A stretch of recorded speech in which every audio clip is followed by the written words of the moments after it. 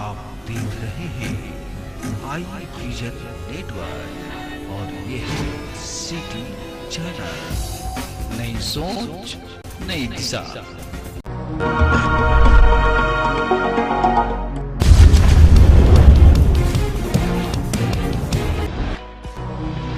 लोकसभा चुनाव में कम सीटें मिलने के बाद भाजपा और सहयोगी पार्टी के नेता यूपी सरकार के कामकाज पर सवाल उठा रहे हैं। इस बीच यूपी बीजेपी अध्यक्ष भूपेंद्र चौधरी ने दिल्ली में प्रधानमंत्री नरेंद्र मोदी और गृह मंत्री अमित शाह से मुलाकात की। उन्होंने यूपी में सरकार और संगठन के बीच मौजूदा खींचतान और लोकसभा चुनाव की रिपोर्ट सौंपी। डिप्टी सीएम केशव मौर्य योगी सरकार पर लगातार निशाना साध रहे हैं। इधर मुख्यमंत्री योगी आदित्यनाथ ने राज्यपाल आनंदीबेन पटेल से मुलाकात की। हरियाणा के सीएम नायाब सिंह सैनी ने अग्निवीरों को सरकारी नौकरी में 10% आरक्षण देने का ऐलान किया है। सैनी ने बताया कि अग्निवीरों को police constable, mining guard, forest guard, jail warden और एसपीओ की सीधी भर्ती में 10% आरक्षण दिया जाएगा। ग्रुप सी और डी की भर्तियों में 3 साल की छूट भी मिलेगी। ग्रुप सी की भर्ती में 5% आरक्षण मिलेगा। साथ ही 5 लाख तक का लोन बिना ब्याज के मिलेगा। कर्नाटक सरकार ने प्राइवेट सेक्टर की नौकरियों में स्थानीय लोगों को आरक्षण देने के फैसले पर अस्थायी रोक लगा दी है। दरअसल 15 जुलाई को सिद्धारमैया कैबिनेट ने एक बिल को मंजूरी दी थी। इसमें प्राइवेट कंपनियों में ग्रुप सी और डी में स्थानीय लोगों को 100% आरक्षण देने का प्रस्ताव था। साथ ही नॉन मैनेजमेंट पोस्ट के लिए 75% और मैनेजमेंट लेवल के स्टाफ के लिए 50% रिजर्वेशन का प्रावधान था। हालांकि इस बिल को लेकर बड़ी इंडस्ट्रीज ने विरोध जताया, जिसके बाद सरकार बैकफुट पर आ गई। पश्चिम बंगाल के बीजेपी विधायक और विपक्ष के नेता शुभेंदु अधिकारी ने पार्टी की राज्य कार्यकारिणी की बैठक को संबोधित किया।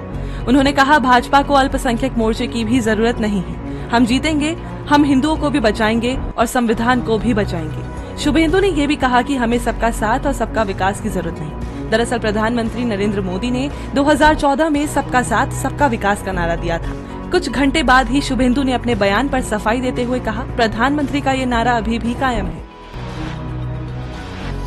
CNN की रिपोर्ट के मुताबिक अमेरिकी अधिकारियों को ट्रंप को मारने के लिए रची जा रही ईरानी साजिश की जानकारी कई हफ्ते पहले मिली थी। हालांकि ट्रंप पर हमला करने वाला थॉमस इस साजिश का हिस्सा था या नहीं, इसकी जानकारी नहीं मिली है। सीक्रेट सर्विस ने इंटेलिजेंस मिलने के बाद ही ट्रंप की सिक्योरिटी बढ़ा दी थी। अब ये सवाल उठ रहे हैं कि जब पहले से ही हमले का डर था, तब भी ट्रंप की सुरक्षा में चूक कैसे हुई। पीएम आवास पर आज केंद्रीय कैबिनेट की बैठक होगी। प्रधानमंत्री नरेंद्र मोदी के नेतृत्व में होने वाली बैठक में केंद्रीय बजट 2024 पर चर्चा की जाएगी। नीट में गड़बड़ी से जुड़ी 38 याचिकाओं पर सुप्रीम कोर्ट में सुनवाई होगी। अदालत री एग्जाम पर फैसला दे सकती है। छत्रपति शिवाजी महाराज के वाघ नख को लंदन से मुंबई लाया गया है। इसी वाघ नख से शिवाजी महाराज ने 1659 में बीजापुर के सेनापति अफजल खान को मारा था। महाराष्ट्र के संस्कृति मंत्री सुधीर मुनगंटीवार ने बताया कि वाघ नख को सतारा ले जाया जाएगा। इसे 7 महीने तक प्रदर्शनी के लिए रखा जाएगा। ये हथियार लंदन के विक्टोरिया एंड अल्बर्ट म्यूजियम में रखा था। लंदन म्यूजियम ने इसे 3 साल के लिए भारत को सौंपा है। और अब आज के दिन का इतिहास। 18 जुलाई 1947 यानी आज ही के दिन ब्रिटिश पार्लियामेंट में इंडियन इंडिपेंडेंस एक्ट पास हुआ था।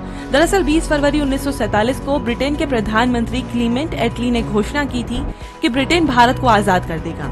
एटली ने आजादी का प्लान बनाने की जिम्मेदारी लॉर्ड माउंटबेटन को दी। माउंटबेटन ने एक प्लान बनाया जिसमें रियासतों को ये सुविधा दी गई कि वे भारत या पाकिस्तान किसी के साथ जा सकते हैं। इसी प्लान को द इंडियन इंडिपेंडेंस एक्ट नाम दिया गया।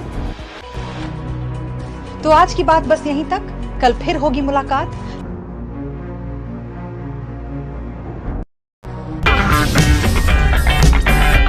अगर आपको हमारा वीडियो पसंद आया हो तो इसे लाइक करें, हमारे चैनल को सब्सक्राइब करें और हाँ, बेल आइकन दबाना ना भूलें ताकि आप तक हमारे वीडियो की नोटिफिकेशन पहुंचती रहे।